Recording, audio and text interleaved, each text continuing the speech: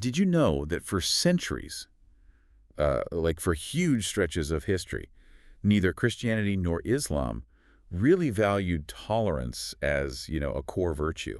Yeah, that's a pretty startling claim right off the bat. In Bernard Lewis's book, The Jews of Islam, it really makes you stop and think. Exactly. Okay, so let's unpack this. We've pulled out some really practical insights from Lewis's work here. Yeah. Stuff that might actually change how you think about history and, well, how groups get along. Right. And Lewis starts with this myth-busting idea, tolerance as this great thing, and intolerance as this awful crime.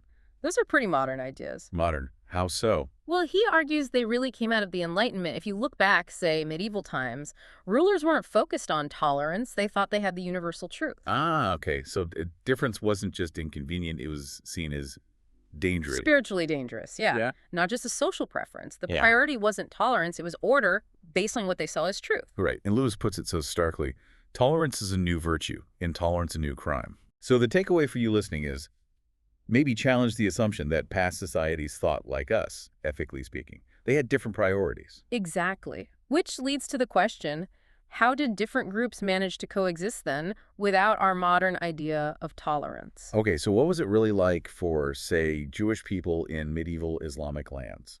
How did that work? Well, that gets us to the legal reality. They had this specific status called dhimmi. Dhimmi. Right, that translates to protected people, doesn't it? It does, and it was basically a contract. Non-Muslims got protection, physical safety, and religious autonomy. Meaning they could practice their faith, follow their own laws. Yes, largely. In exchange for accepting Islamic rule politically and usually paying a specific tax, the jizya. Okay, but what about the restrictions? Were they harsh? Well, Lewis makes the case that while there are definitely restrictions, they were often, let's say, less severe than what Jews faced under Christian rule at the time. How so? Less severe how? He describes them as being more social and symbolic rather than tangible and practical. Social and symbolic. What does that mean, practically?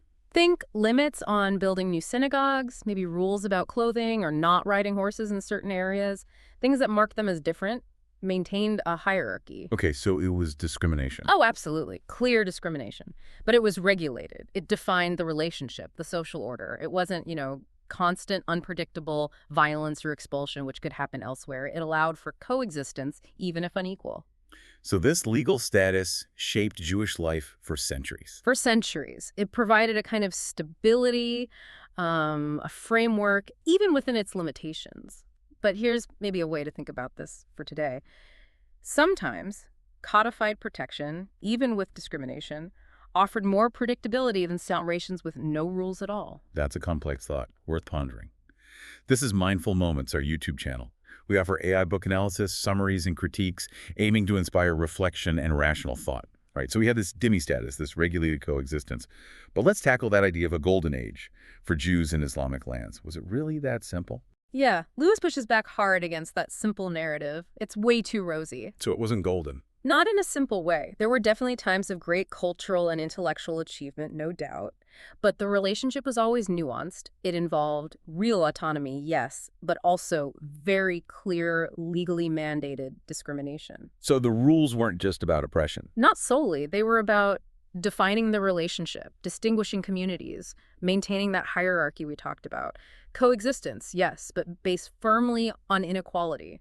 Stability through structure, not necessarily through warmth. And understanding that nuance, that coexistence, often isn't about perfect harmony, but about managed, sometimes unequal, stability. That feels very relevant today, doesn't it? With discussions about pluralism and identity. It really does. History rarely gives us simple, perfect models.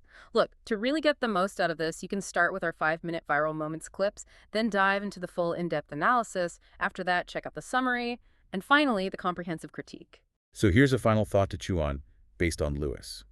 If these systems of regulated inequality, these dhimmi structures, allowed diverse communities to survive, even thrive in ways, for 1,000 years, does that make our modern ideal of true secular tolerance more fragile, more of an exception in history than we think? Discover genre-based book podcast us at Mindful Moments. Subscribe and nourish your mind on the go.